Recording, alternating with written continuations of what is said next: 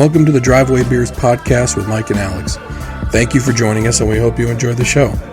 Please like, subscribe, comment, and share on any platform that you're listening. All right, welcome back to another show. We appreciate you coming back as always.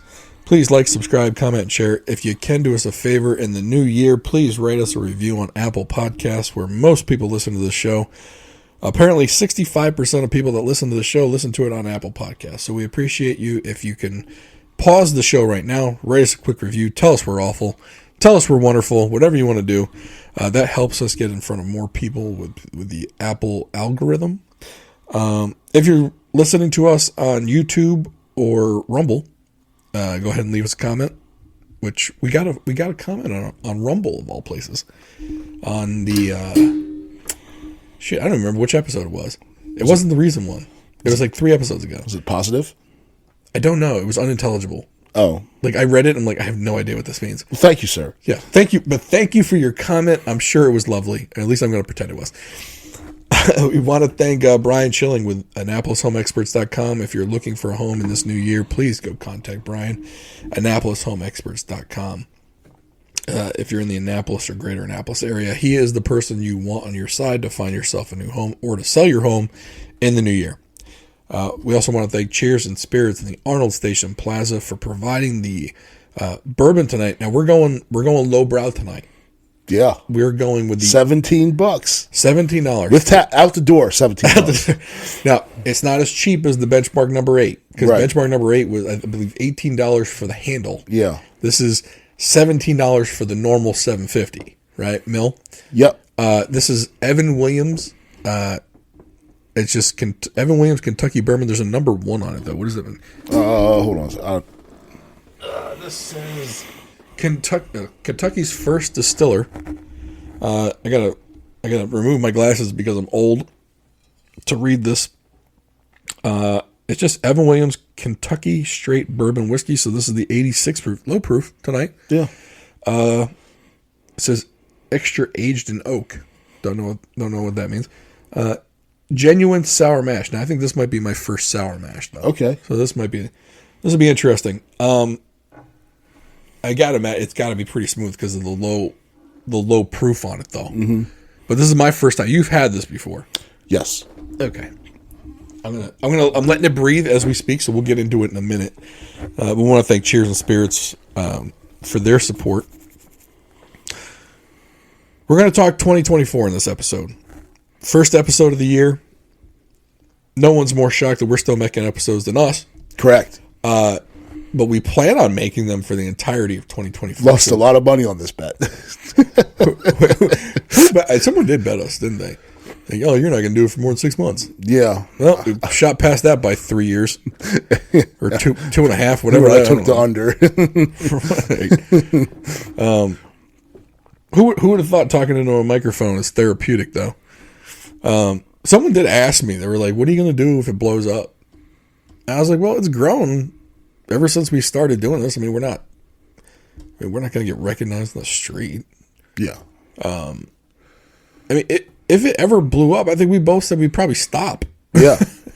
I think we're the only 2 people talking into a microphone who don't want to be popular. I don't think I could handle it if it ever happened. I don't think it will, but I don't think I could ever handle it. I mean, it would probably be cool for like the first couple days, and then it would start getting weird. You think? I wonder. And then my anxiety would just get all freaking wild. That's where mine is. Like I'd go, like if we went out and some people started coming up to, I think I'd be weirded out by it. Yeah, like if I was a celebrity, like a movie star, I'd be like Joaquin Phoenix, like just really goofy and like weird. And I don't think I'd leave my house.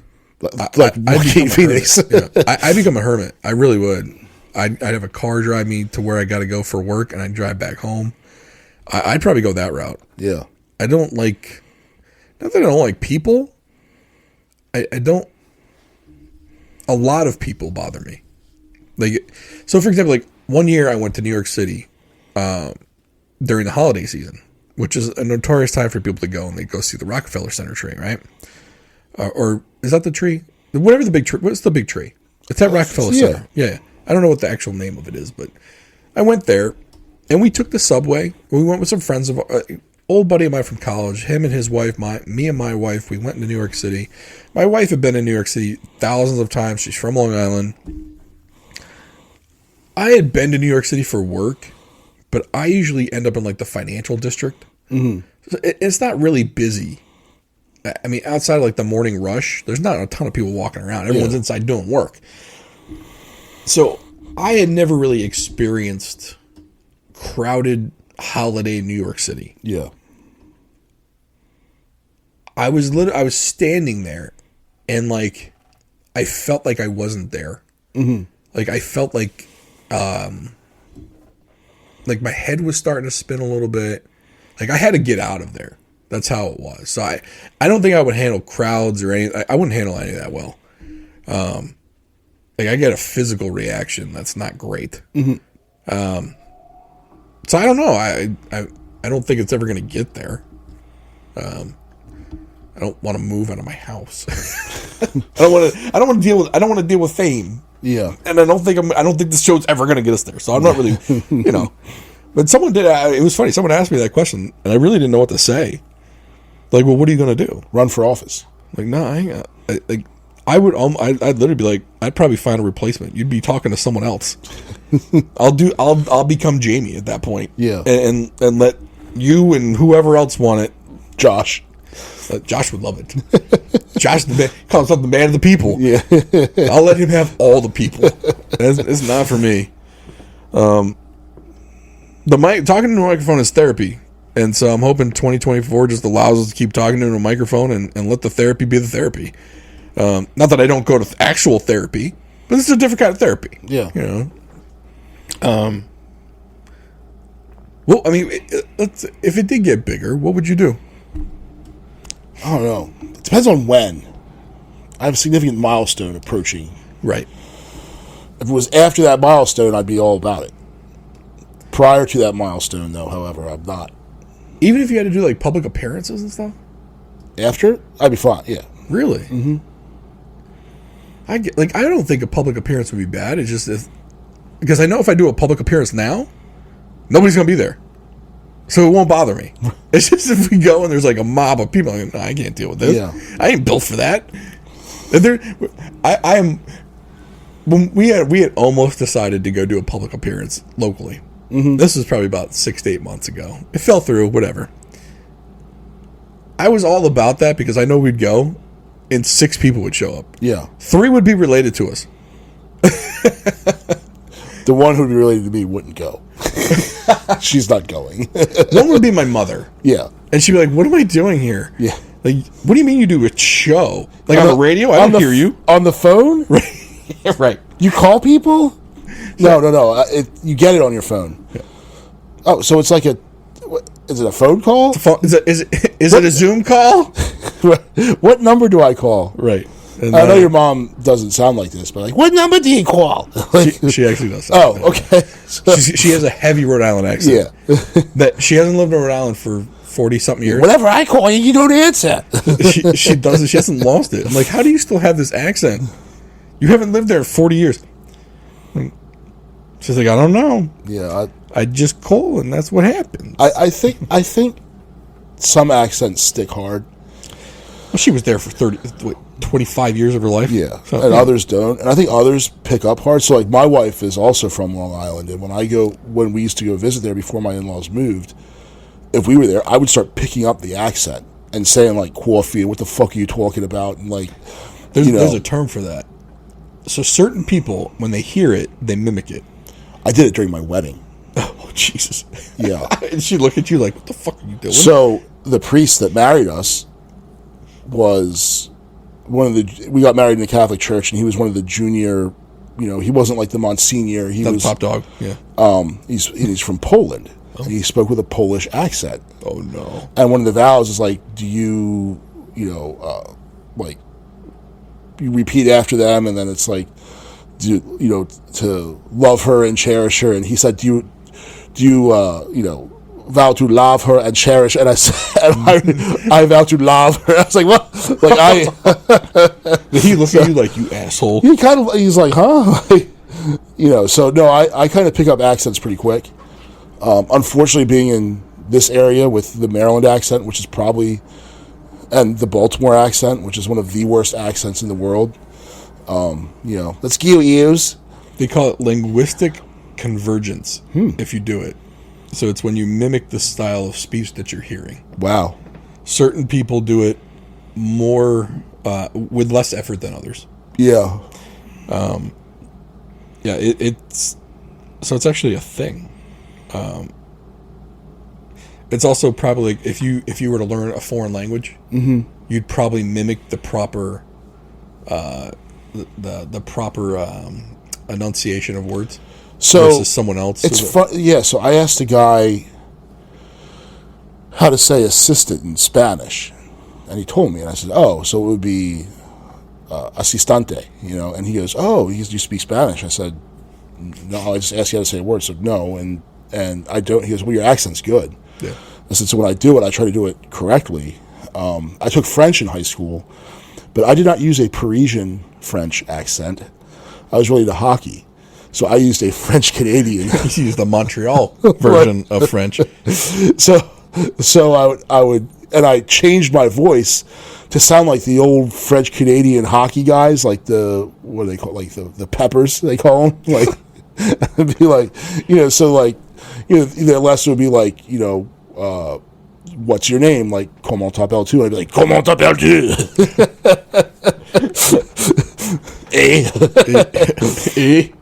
But, and it really, my first French teacher didn't find it amusing at all, but my second French teacher recognized it as a French Canadian. She goes, "Oh, you have a," and she wrote it in my in my report card.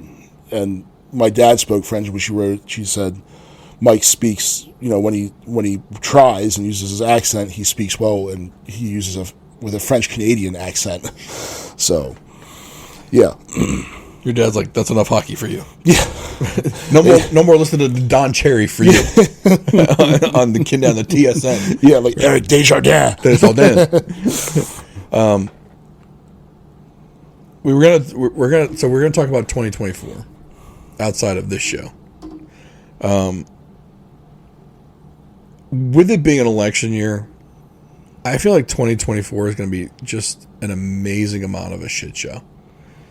Like everything we can imagine that's going to be pushed out there to get people to hate each other is going to be done.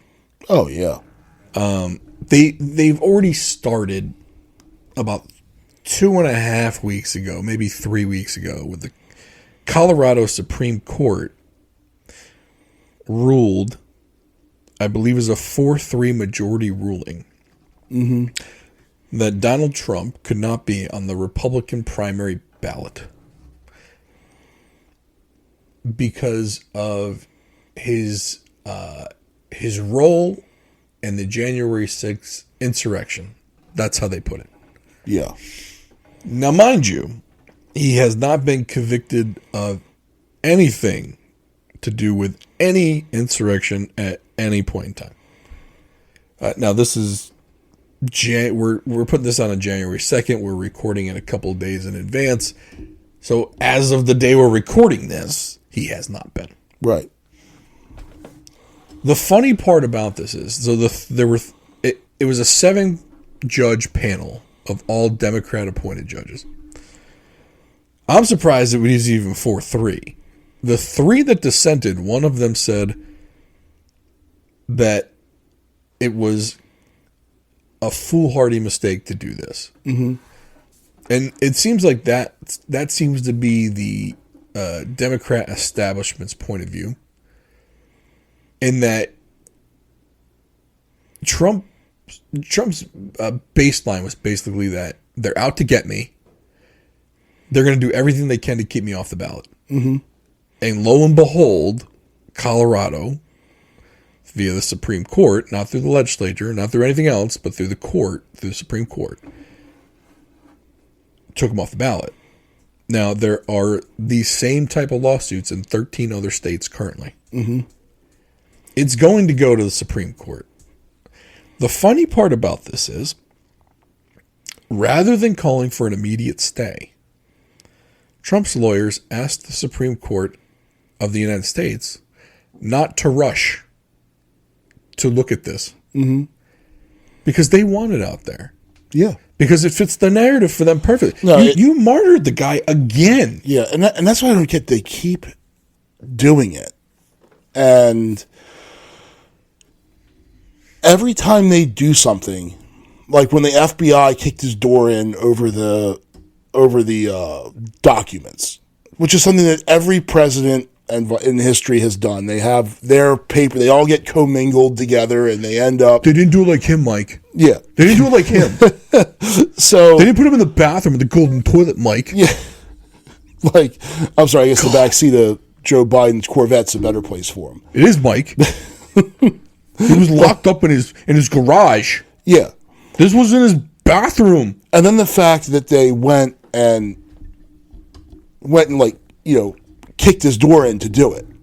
He deserved it, Mike. When a lot of times throughout whatever these high level people, like it's like the government's lawyers contact the person's lawyers and they say, hey, you're going to give this stuff over. And then they arrange on a time and they go and they'll deliver them. They'll bring it to them rather than, but no, they kicked his door in.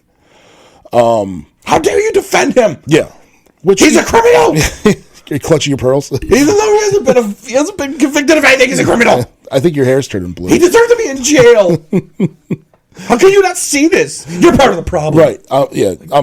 These people are fucking deranged. Well, no, but then the thing is, what they'll say is you're a Nazi. You're fascist. He's fascist. Well, last time I checked, busting the railroad workers union strike was actually literally fascism. But we're not going to talk about creating the Ministry of fucking truth. Yeah, that's fascist. Yeah.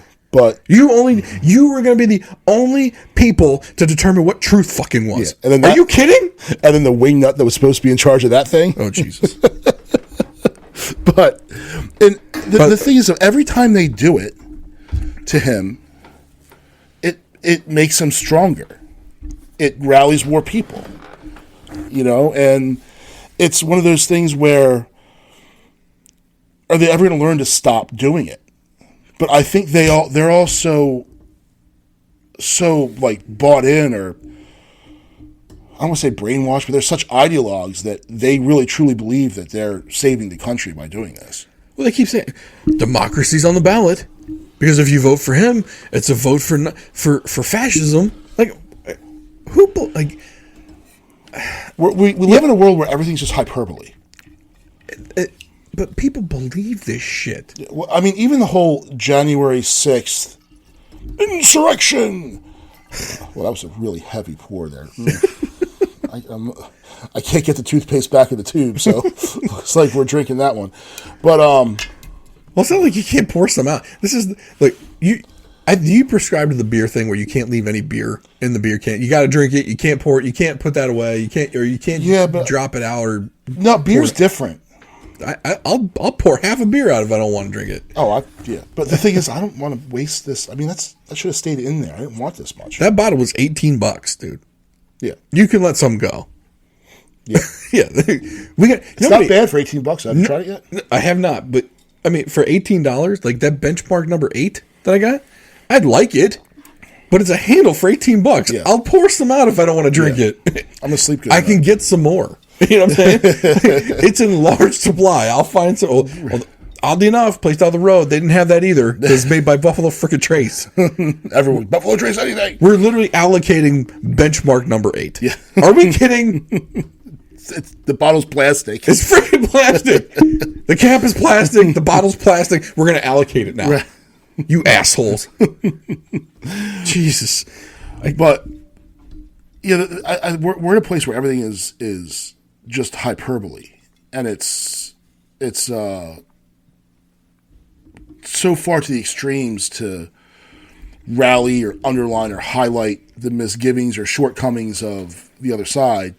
You listen to MSNBC and they're all talking about, when they editorialize, which is their entire show, they'll be like, the choice is democracy or tyranny. Like, what? Huh? Well, these are the same people that when Trump was challenging election stuff, it was, what was it? He hasn't won any court cases. Meanwhile, no one heard the court cases on the merit. Yeah. But he hasn't won any court cases. And now they're shouting, he's a criminal. He deserves to be in jail. Meanwhile, the other side could be like, He hasn't lost any court cases. Right. Usually, criminals end up in jail, right? Until he ends up in jail, because this is probably like the 50th lawsuit against this dude. Mm-hmm. With the full weight of the federal government against him in a lot of these. He's not in jail. Yeah. All right? Every time they do these kind of things, like where now you're forcibly taking him off of a ballot without any convictions of what they're pulling him off of a ballot because of his role in an insurrection. Meanwhile, he hasn't been convicted of anything to do with an insurrection. And there are people that have. Yeah. Although not insurrection. They've been jailed for being there on January 6th, but none of them have been jailed for insurrectionism. Right. But like the Buffalo Shaman guy. That guy. He's running for office, though. I'm sure he'll get elected, like that freaking Wiccan from Delaware back in the day of the Tea Party. Remember that dumbass? Yeah. But got her ass handed to her. Jimmy Dore had the guy on, the Buffalo the QAnon shaman. I'm sure he's a wonderful human being. Doesn't belong anywhere near office. Yeah. But when I the things that they're doing, like people will say, well, how can you be defending him? And I said, you're only upset because it's Trump. Well, no, clearly you've never listened to a single thing I've said about the guy. But this should just upset anybody who's an American. Like, this is literally that banana republic type shit that they do. And Trump talked about it. He said, lock her up and all that stuff. He didn't actually do it. He didn't do any of it. Yeah. Didn't do any of it. He didn't do any of it. Like, there's a difference between someone who's a blustery asshole. Which is probably the definition of like Donald Trump. I've said this a million times. I don't like the guy. Yeah. But he never did any of it. Yeah. These people don't talk about it. They just do it. Yeah. Like that's even scarier. Like Donald Trump talked about nuking a hurricane. Right. I mean, he talked about popping bleach in his veins. Yeah. Like, come on. He didn't do that. No. He's still here. Right. Right. Because if he did, he'd be dead. Yeah. But it's like, come on. Like, there's a difference between a blustery asshole and a super secret group of people who do scary shit. Yeah. Like, you're literally trying to take out your political opposition. Mm-hmm. Rather than just face them. If you think he's that much of a... Like, if you really don't think he's going to win, let him run. Yeah. And let everyone see him lose by 50 points. If you really think... But they don't think that. Right. They think he could possibly win because everyone hates them that much. Yeah. And that was the reason why he won the first time. They hated Hillary that much. Yeah. It had nothing to do... It wasn't even about the deep state at that time and all that crap. It was all about her. Mm-hmm. And she just looked like she was a smug, entitled piece of shit. Mm-hmm. Now, Joe Biden's not that. But unfortunately, Joe Biden did all the stuff that they thought Donald Trump was going to do. Yeah. And people noticed. Yeah. Like when they created the Ministry of Truth or the Department of... It was something within the Department of Homeland Security. It was like... Disinformation, misinformation, yes. something... Yeah. I forget what it was, but essentially it was the Ministry of Truth. Like, and they were going to determine what was truthful in the media. Yeah. Using what, Snopes? Because that's a... Sure. Well, they were using only the New York Times and the Washington Post, which is completely unbiased. Right? Yeah. Which that now, oddly enough... Some people that no longer work at the New York Times say that was 100% the case, that they were completely biased. Yeah. And when they wrote, like, everything stemmed from that time. So I guess the opinion editor at the time was the one that allowed the Tom Cotton editorial. Mm-hmm. And how the newsroom kind of blew up in like horror. Like, oh, how can we do this? We're platforming these people. Oh my God. What I don't understand is how they let their 20-something staffers dictate what's going on. Like, because we're going to leave. Okay, bye. Because the door's top right there. The top likes that. Yeah. They want that opinion. They want that to be the narrative. Mm-hmm. Because the top of the New York Times is part of it. Yeah. They're part of that whole thing. And when I say the whole thing, yes, I'm talking about the people that control this country. Yeah. I mean, they might not be the richest people in this country that control it, but the richest people in the country control that person that runs the New York Times. Yeah. And they'll do anything. People that say they wouldn't do that kind of stuff for money, oh, trust me, you would. Well, look how... Okay, so case in point, Tucker Carlson. Mm-hmm. Tucker Carlson had the #1 rated show on cable news. And it's funny because if you watch an episode from the week before where he went after Pfizer, it wasn't that long after until they fired him. Well, that and the Dominion thing. Yeah. So there was two things going on at once. There was the Pfizer thing where he went after Pfizer, and if you ever watch Fox News or any any TV, it's all Pfizer, Novo Nordisk, Pfizer, Bayer, whatever. Insert pharmaceutical company name here, right? You're not going to kick Rupert Murdoch in the nuts, which is where his money is. Mm-hmm. I'm sorry, you're not going to do that. Yeah. Pfizer was his nutsack, and you kicked him in his nutsack, and he said, "Oh no, fuck this." But then on top of that, Dominion, who runs the voting machines, won their lawsuit against Fox News. And some people think that part of the settlement there, where nobody had to claim any wrongdoing, was that Dominion required that Tucker be kicked. Yeah. And Rupert Murdoch wouldn't have to give Dominion $750 million, something like that. There were multiple things at play there. And he actually just came out and talked about it. He said he still doesn't know what happened, but he thinks that because he wouldn't shut up about it, because I guess in his contract they couldn't tell him what to say. Yeah. Because no one really, Tucker Carlson comes from a very well-off family. Mm-hmm. He's a DC insider. Yeah. I mean, he had money going into Fox News. Yeah. So the Fox News money to him wasn't anything. He doesn't need it. Mm-hmm. So in his contract, he basically wrote in there that he would be able to talk about anything. It was his show. It was under the Fox News umbrella, but the contract said he wrote his editorial the way he wanted it. Yeah. And because they couldn't get out of that they couldn't force him to say things, they fired him. Yeah. But some people think it was the Pfizer thing, some people think it was the Dominion thing. Either way, you got rid of someone that was telling people facts and truth. Uncomfortable truth, maybe. Yeah. But the fact that they were going to have this Department of Misinformation, whatever it was, that could say, no, Tucker Carlson is wrong, brought to you by the federal government. Yeah. AKA the Ministry of Truth. Yeah. That's fascism. That's an action taken, not a blustery old fucking man. Right. Coming out with a slogan. Mm-hmm. Lock her up as a fucking slogan. Yeah. It gets people riled up. It was to get people, his fans. Yeah. And I think people forget Trump, first and foremost, is an entertainer. 100%. And he knows how to work a crowd. And he struck a chord. And, it happened first, during one of the debates. And you go through, and I forget how that had started, but his ending, and there was really no comeback for it, because you'd be in jail. It was like it kind of just went bam, and I part of it was Hillary, but part of it was also like I think people were kind of being lied to all the time, and Hillary was kind of like the representation of that. And she pandered. Oh, like when she the hot sauce comment when she went on the Breakfast Club. Yeah. Like it was funny. Like, so I was watching Andrew Schultz's podcast. I think it's just called Flagrant now.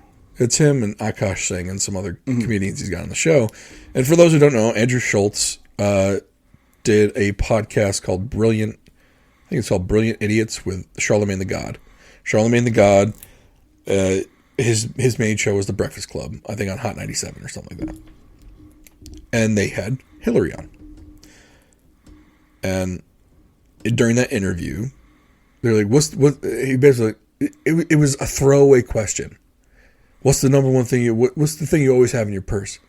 And she goes, she just pandered and said, oh, I always have hot sauce. Like, no, the fuck you don't. Like, and the funny thing was, like, then when Joe Biden ran for president, that's the same show that he went and said, you ain't black if you don't vote for, or if you're not voting for me, you ain't black. Right. Yeah. Right. Like Jim Crow Joe. Yeah. Are you fucking kidding me? The dude who authored more bills to hold black people down in America. Yeah. If they don't vote for you, they ain't black. Mm-hmm. Like, I don't understand it. I don't. But it works. It works, and that's why they do it. Just like that's why Donald Trump came up with "Lock Her Up," or Ron DeSanctimonious, or Sleepy Joe, or Low Energy Jeb. Like he creates it because it sticks in your head. Yeah, these people. What do you call Ted? Crying Ted? Lion Ted. Lion Ted, because he lied about like some bullshit about where he's born. I don't know, some shit. But how many years? That was 2016, right? That was 8 years ago. We still remember it because it's catchy. Like these are master communicators. Like they have professionals that teach them how to say these things so that it sticks in your brain, right? They know exactly what to say to charge you up. They know exactly what to say to make you mad. They know exactly what to say to make you happy.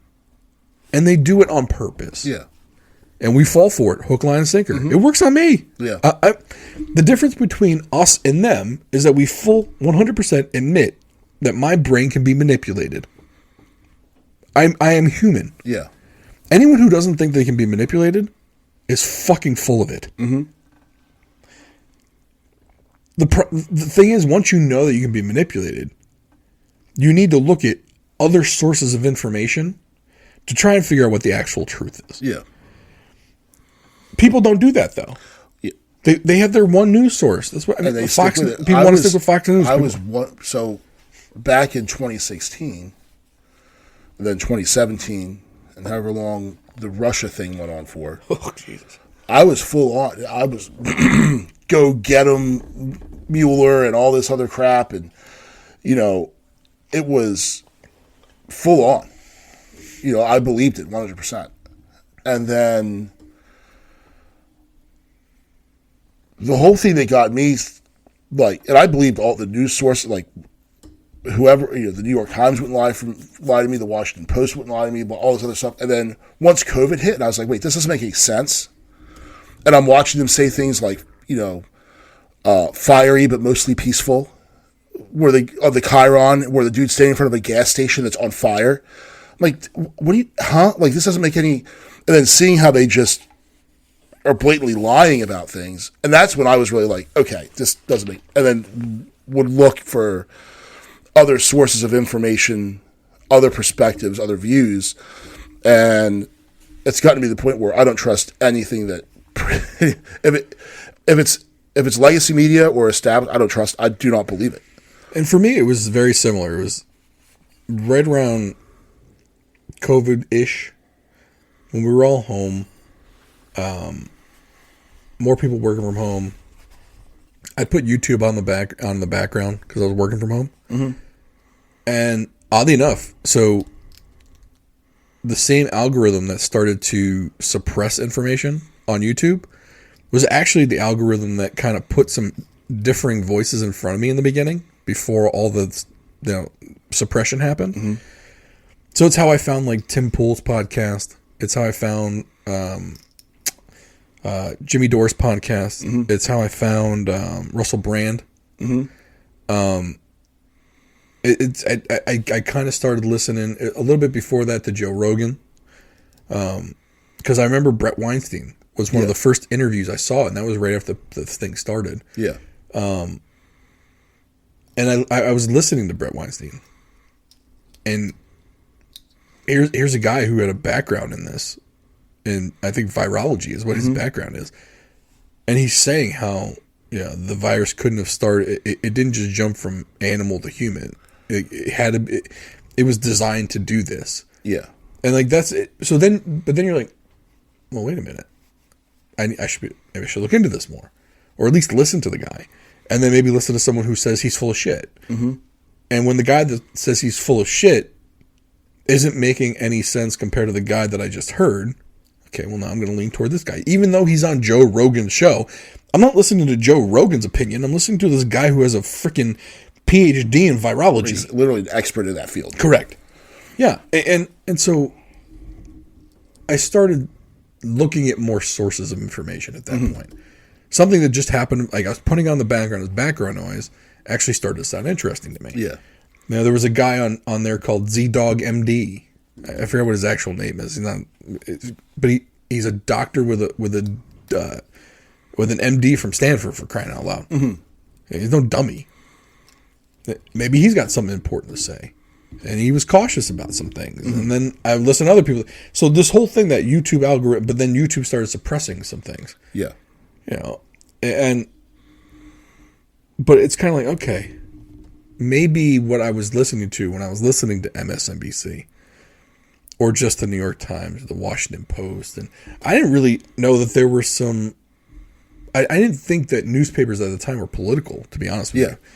I thought they reported news. I thought they were actually more newsworthy than I knew Vox and the Huffington Post. I knew Vice was more liberal. I knew that stuff online. Well, and I figured that stuff like the Washington Post, New York, they would probably lead more left than they did right, but they're still kind of in the center. And still weren't lying. Weren't just blatantly lying about things. What kind of got me was and then what they did in 2016, what they did to Bernie Sanders, I bet there's going to be a movie someday about that. Because that was unbelievable. Mm-hmm. And then the weirdest part of all of it is he now toes the line of the party. Oh, yeah. Even though he's not technically part of the party. He's not a Democrat. He's a Democratic Socialist. I mean, that's a separate party. Yeah. Now, I think he's actually part of the Democrat Party, but the guy's always touted himself as a Democratic Socialist or a Socialist, one of the two. But he's always caucused with Democrats, and it's just right now all of a sudden, you're towing that Democrat Party line, and they fucked you over. They probably had some compromise or something on him from a freaking Epstein Island or something.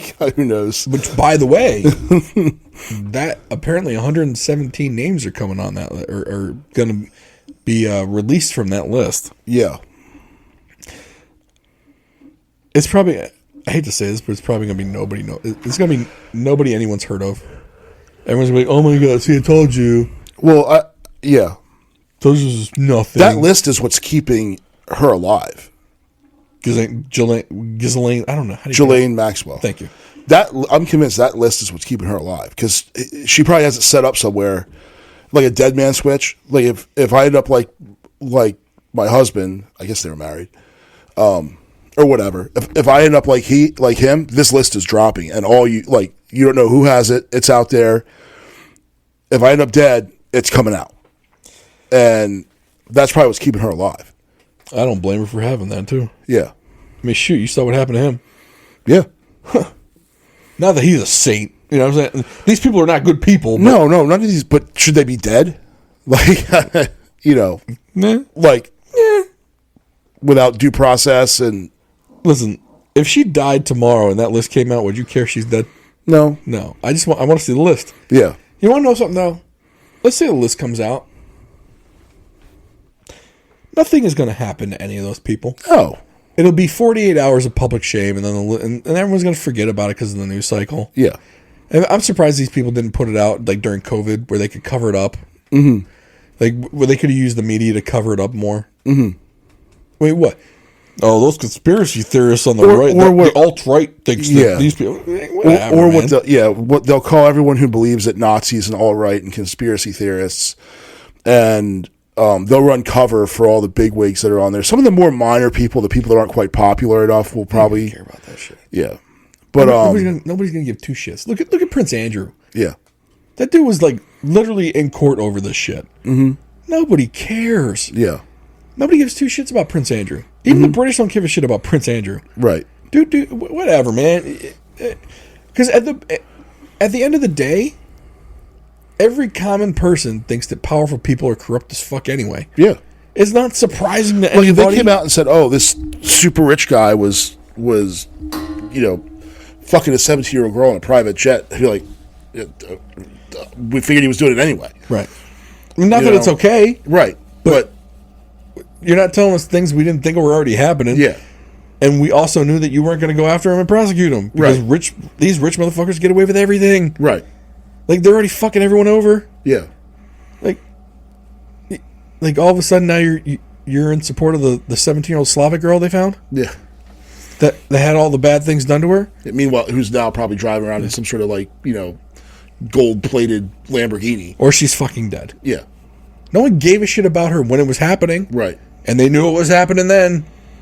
But no one gave a shit. Mm-hmm. They don't give a shit now. Yeah. They're going to feign like they do, hoping that their name isn't on the next list that's released. Mm-hmm. It's like the whole Andrew... what is it? Andrew Cuomo? The guy, Mario's kid? Oh, yeah. From New York? He admonished everybody and their brother with COVID. Mm-hmm. And then it came out. Yeah. Like liberals found out a year after conservatives found out that he put old people in...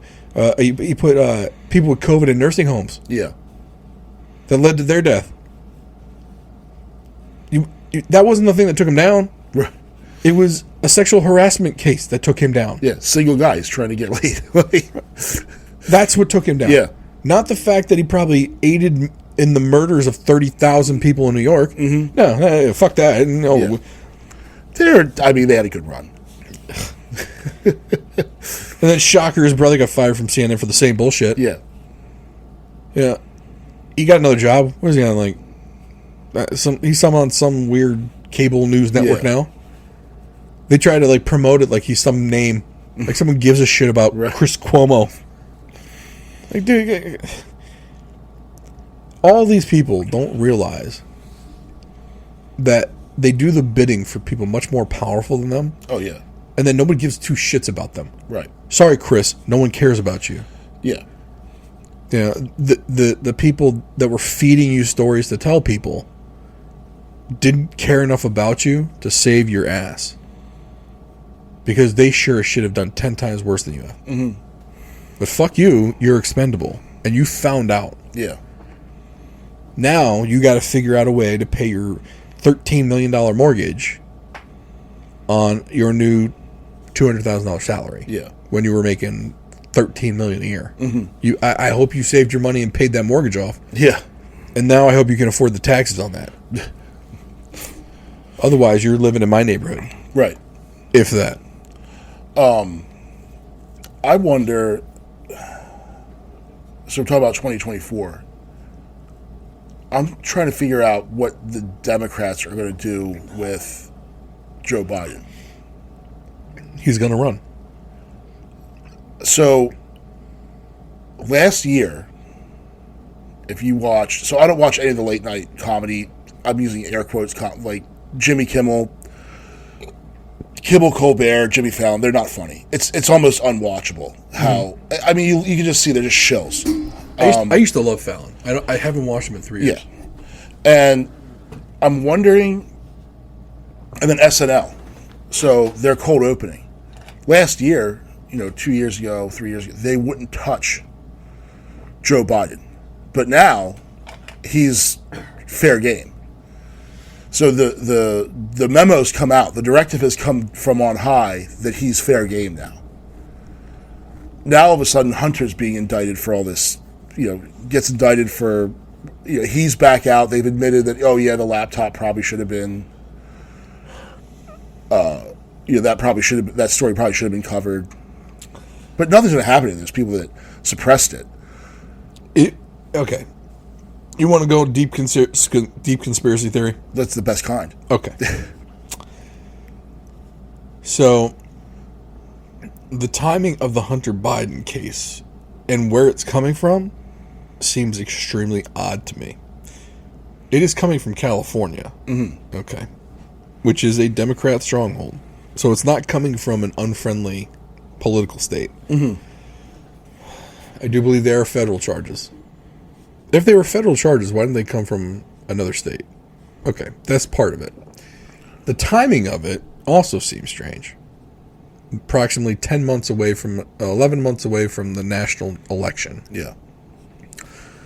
They don't care about the primary because essentially if they can tie Hunter to Joe and basically turn Joe into the criminal, then yes, they can remove him that way. Mm-hmm. In which case, he may have the mild heart attack and die. And just go live off on an island somewhere rather than dying. Yeah. He won't die. It's going to be faked, some bullshit, who knows. They'll then have to replace him on the ballot with a hand-picked person because you can't rerun the primary. Gavin Newsom. I don't think they'll run him. He's trying to tack back to the middle now. Mm-hmm. and he's been doing that for the last 3 months. The problem is that there's so much evidence against him as not being part of the middle. Yeah. But then they have the other problem of you can't run Kamala Harris.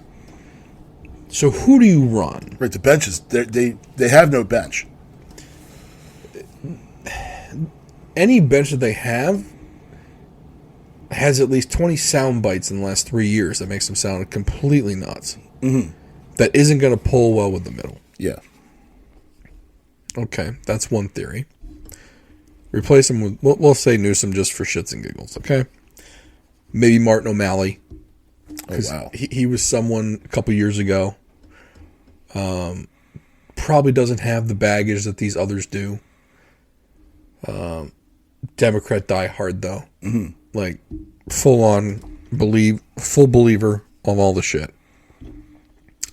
Easily controllable by the powers that be. All right. Because he's got no political career anywhere. Some people say he might replace Ben Cardin or Steny Hoyer at some point. Who knows? Okay.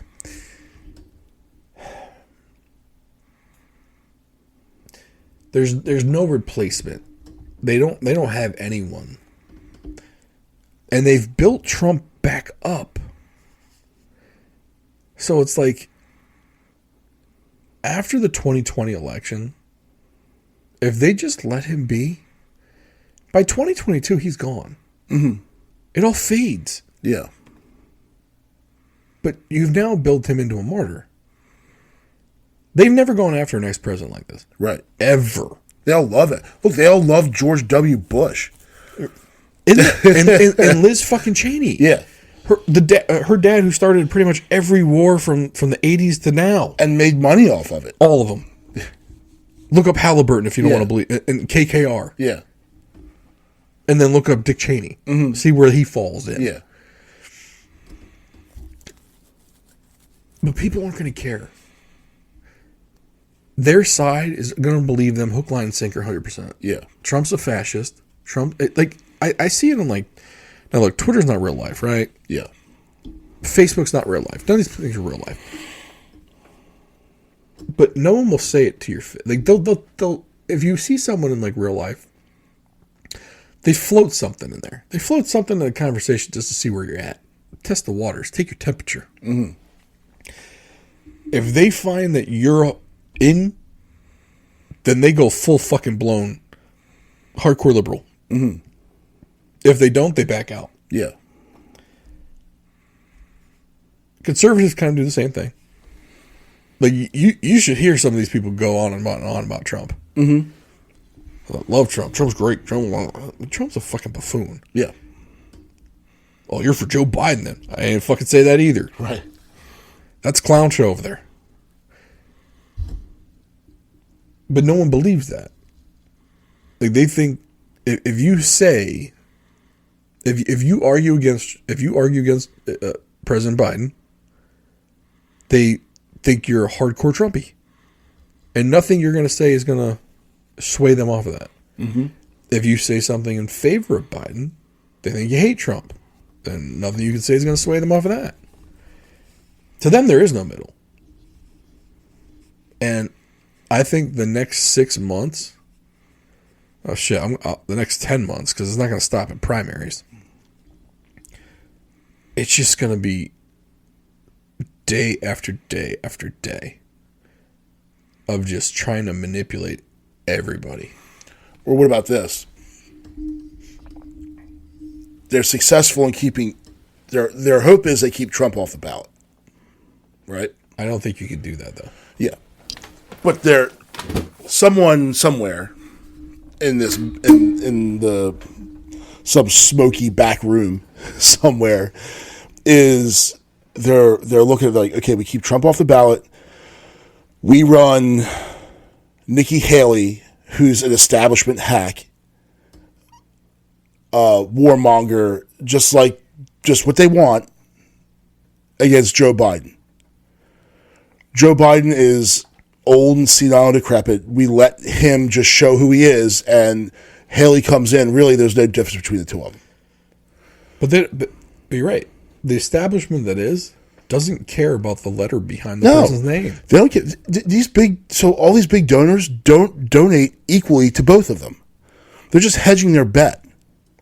So they give money to Walmart, contributes to Democrats, Republicans just at the same rate. All these PACs, all this dark money, it's all there.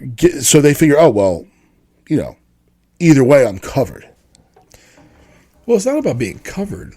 It's about who you have influence with. Yeah. To do whatever you want. Mm-hmm.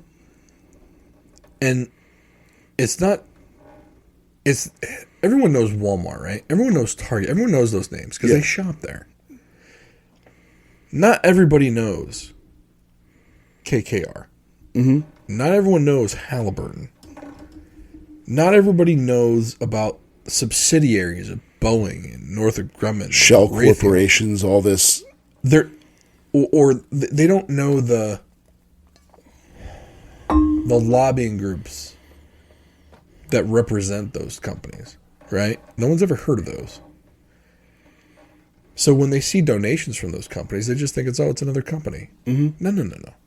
Those are the largest companies in America. Right. And it's kind of like everyone puts George Soros out there like the boogeyman. His son has more access to the White House than any other person in the country.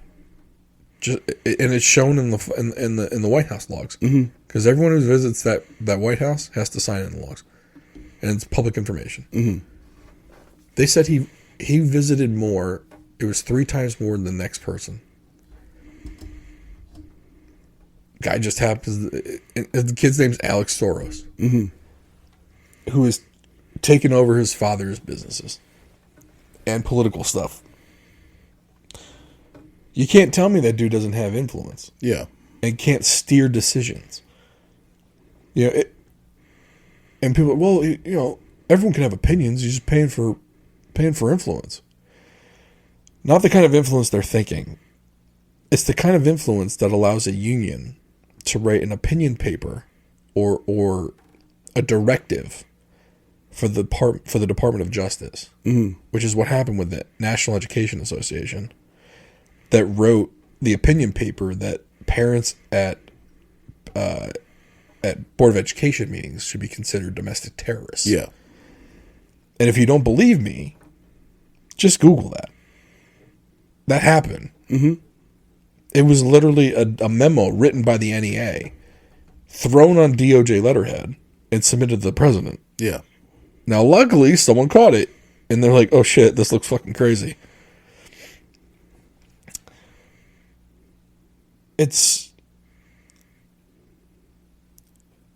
They're going to do everything to get people in the street to hate each other.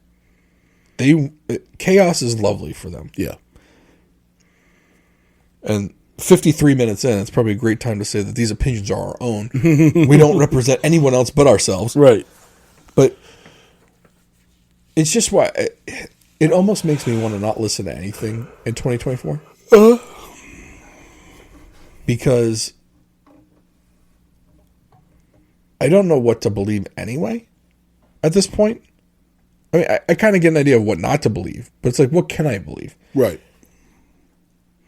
But then I feel like if I don't listen to things and I go out in public and I'm with some family members or whatever, I could just have plausible deniability. And when they start talking about this, I'm like man, I don't know what you're talking about. I don't listen to any of it. Yeah. And it's an easy out.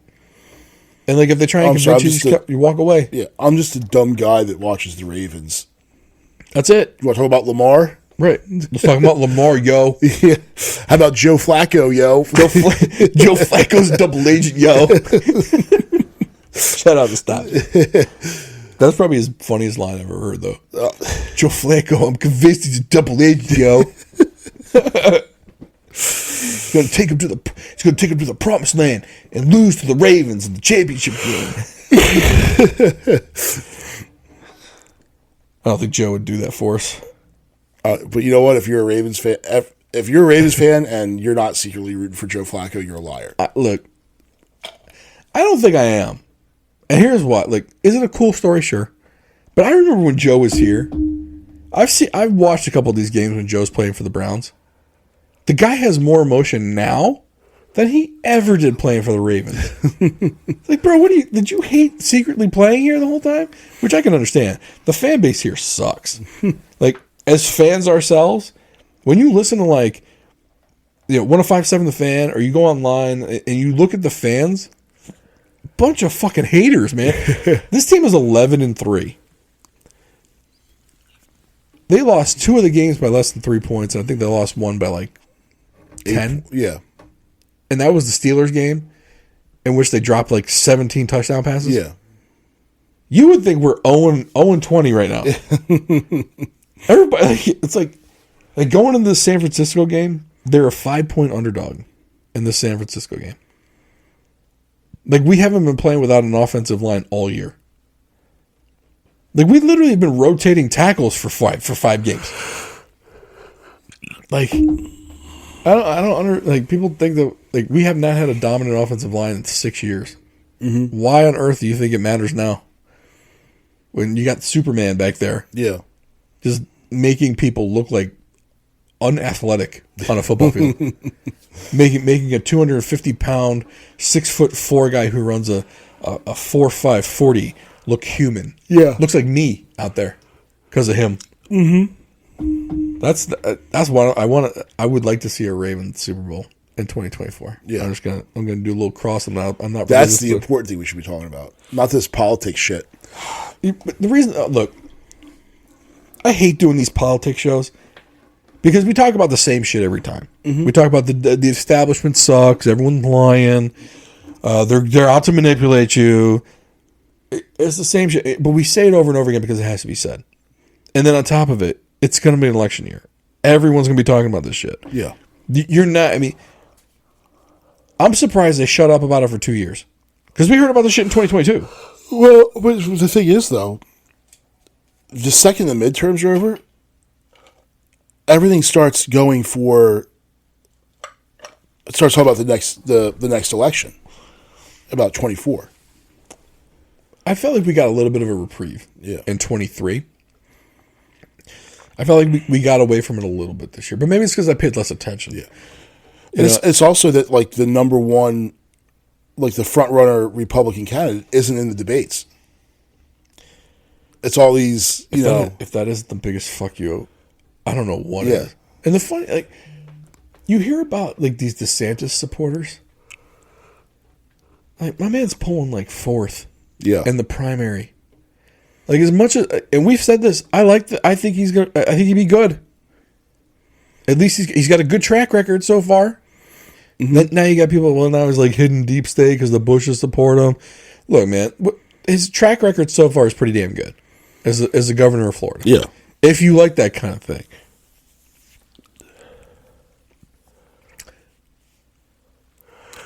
But the guy's polling 4th. Mm-hmm.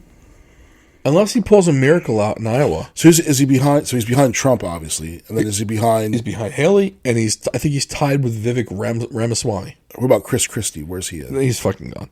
Where he should never have been in it to begin with. I'm sorry. We've mentioned this before. Motherfuckers, they run for office because it's good for their business. Yeah, like Asa Hutchinson. Asa Hutchinson. Yeah. Did you know he's run the last 4 presidential elections?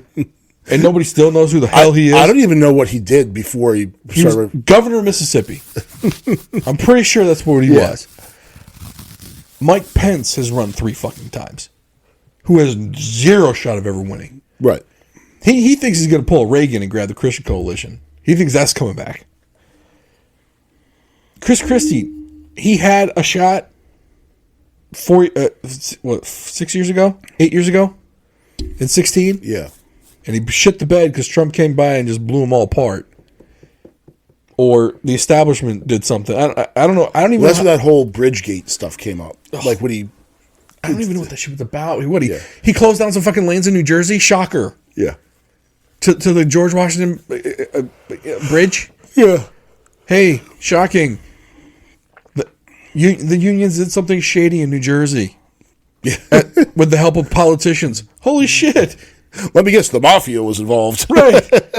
Right. Like, someone got buried in upstate New York or out in the Meadowlands. yeah. None of that would shock me. The fact that you got Tommy DeVito is the starting quarterback for the New York Giants was trying to charge a local pizzeria $20,000 to show up because his agent Tony Soprano increased the fee on him without him knowing. Yeah. That's not believable either. Oh, and then it's funny that the pictures of that freaking agent though. The dude's like a straight up Guinea. He's like, "Hey, Tony, bag of donuts." Like, and they play into it. Yeah. And then DeVito got pissed off when some reporters were trying to say, I forgot, it's something about the Tommy Cutlets thing. And he goes, "Look, guys, we're just trying to play football. This is getting a little too far." And then, oddly enough, later that week, he put in a patent for Tommy Cutlets. Yeah. And like some other Italian term. Like, bro, get the fuck out of here. I'm just waiting for like DJ Pauly D and Mike the Situation to show up. All right, for real. All right, you know what? The Giant, like, I'm gonna give this to the Giant. Like, we're marketing geniuses. We proved this already. We're gonna give this to the Giants. We're gonna gift it to them at the next home game. You have DJ Pauly D, DJ the player intros for the offense, with Mike Sorrentino the Situation as the MC. Oh yeah. Or Vinny. Get all of them. Or get all. What does that cost? $10? They ain't costing that much now. But you literally bring in the Jersey Shore crew with DJ Pauly D and his fucking blowout. Yeah. Which my man's almost 40. Let's let the blowout go. Yeah. Come on, man. Come on. Watch, he's got the cul-de-sac going, but the blowout's like just there's like nothing in it. It's like a bowl.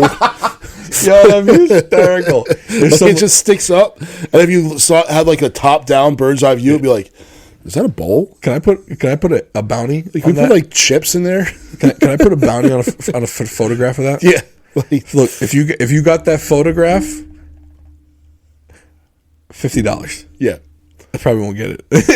Photo of that probably cost like $5,000. It'd be funny if it just had chips in it. Dude, or hey, a bowl of spaghetti. if he was sporting that with nothing in the middle, that'd be hysterical. I think it'd be the best. The funny thing, I think Pauly D's hysterical. Yeah, yeah. I think Vinny's hysterical. I hated Mike Sorrentino. So the situation, like, so that dude, and this, well, we really got off topic, but I mean, when you talk about American politics, presidential politics, it's like I think of the Jersey Shore. Jersey Shore is not that big of a stretch from it anyway. No, it's still a reality show. So that's all this is. President Camacho. Let's get it going. Yeah. So my President wife, Mike Sorrentino. President Situation. that'd be great. Gets up to the mic. The situation is here. Yeah. You created the TV show, The Situation Room. The guys, they have a smush room in the back. Yeah. Bill Clinton had one. There's a smush room on Air Force One.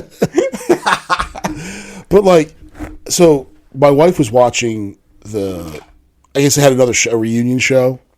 It's like the 5th reunion. Yeah. So she has it on, and I'm watching. When the show first came out, we used to order. It came on Thursday night, so we used to order a pizza from George's and watch Jersey Shore. Like, that was our thing. Yeah. So they come up for this reunion show, and I think it's JWoww has had so much work done. Dude, she's unrecognizable. Like, I mean, it's just ridiculous. And they came in, and he was saying, like, you know, somehow I think it was Angelina, one of the girls they hated, came in, but then like they all got together and like and Sorrentino says, like, well, you know, even Jenny smiled even Jenny would have smiled if she could still smile. Like, 'cause there's some. So the dudes, and like the dude Vinny, like, he put all kinds of cookbooks out. Like, some of them like were smart with their money and like have. So Vinny made a lot of money. Not Vinny. Paulie made a lot of money. So after the show, he got signed for a residency in Vegas to be a DJ, and those residencies pay a ton of money. Yep. And they all made appearance fees after that. Like, they were not dumb with their money. I mean, they play dumb. Yeah. And look, I mean, like, Are they smart? I mean, are they really smart? I don't know. But they at least hired agents that were smart enough to get them paid. Except for, I think Vinny, like, just lived at home. And he's living off of Paulie's money or something. I don't know. It was weird. And then, I know, like, the situation got in tax trouble because he had to pay taxes on it. He had to go to jail. He went to jail. Yeah. And then... then he got out, married, found Jesus, something like that. Then that dude, the other big jack dude, Donnie, he, like... It's Ronnie. Ronnie, come on now. Forgot Ronnie, Donnie, yeah. It's Uncle Ronnie. Uncle Ronnie. And then he got married, then divorced, or something like that. Or did he not... Did he get in a situation where he probably beat the crap out of some girl? Something like that. And then got married in Vegas, or maybe, and then that went sideways or something like that. Or maybe he got married first and then beat her up. I don't know. I feel like that should have been the episode. You do a Jersey Shore recap. Stay tuned. I have to watch some episodes because I'm probably a lot behind. I'm very much behind. Yeah. Because nothing's ever going to be as good as the first one. That first season... Well, because nobody knew who they were. That was the... I feel like they played it up in the subsequent seasons, though. Yeah, then they went to Italy and Miami and... Yeah, I didn't... I just feel like the first season was them. Yeah. The rest of it was the caricature of them that they played up to get more money. Mm-hmm. That's what... You never like politics. Yeah, well, of course. But you never do a second season of a reality show. You always the first one. That's it. Mm-hmm. Leave them wanting more. Yeah. Should have brought in 6 different meatheads. Mm-hmm. Like Snooki now lost a bunch of weight. She has like 6 kids. Yeah. She's trying now she's pretending like she wasn't a whore. Like, come on now. We knew what you were. Yeah. It's on TV. You were literally choking down pickles. Yeah. Your first day on camera. You know what I'm saying? Like, what are we doing here? Like, what? Don't be ashamed of what you were. Own it. It's fine to be what you were, and what you are now. It's completely different than what you were. You had your fun when you were single. You did your thing. Don't be ashamed of that. I mean, be a little ashamed, but, but you know. You made a bunch of money off of it. I mean, I don't want my daughter doing that. You know, right. So don't put that shit on camera. But, you know. So, 2024... It's just going to be a shit show. DJ Pauly D for president. Seriously? In all honesty, not worse than what's going to be out there. Right. I'm going to write him in. Probably be better.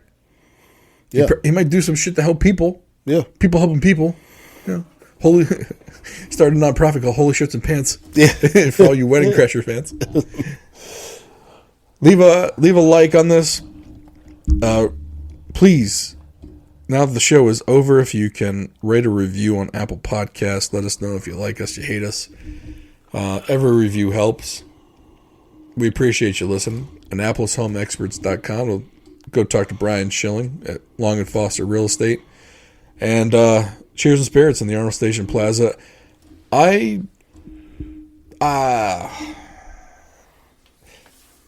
Evan Williams, that's what we drank, right? Yep. I don't mind it. Is it my favorite low-cost bottle? I don't know. We probably have to do like a battle of the bottom. Yeah. Set a ceiling of $20. I think so. And then we should test it out. So here's the Wild Turkey 101 is like 19, but 21 in some cases. So is that out or in? Yeah. Out the door. Out the door? Yep. It's got to be under 20? Yep. Or under 18? Like, are we doing 18 or are we doing 20? Or is there no... 20 out the door.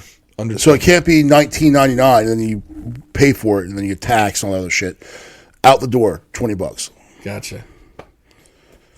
I feel like we're gonna hurt ourselves. It's okay. Is this like the worst beer challenge that we did? It's for science. Ooh, that worst beer one though, that was bad science. Yeah, see, we're trying to find something good. That one we were trying to find something bad. we were trying to find the worst. The winner was the worst one. Yeah. Like hams wouldn't have entered into the equation if we were trying to find a good cheap beer. That's a good point. I mean, definitely benchmark number 8 would be in it. Yeah. This one would be in it. Yep. I gotta think about this. We have to bring in the boys. Out the door, $20. Out the door, $20. We'll get Jared and Krishan. They might not agree. If it's bottom barrel, they're probably not going to want to do it. Yeah, but it's fun to find something good that's cheap like that. I do agree. Like I said, if you buy an S-Class, a $100,000 car, you know it's going to be a good car. The fun is finding that, like, Mazda 3S or whatever that's, like, well-built, fun to drive, like that sort of deal. It's finding the Toyota Avalon that can press the S-Class. Yeah. The free agent signing that, shuts down the big-time receiver, Thank you for listening. Talk to you soon.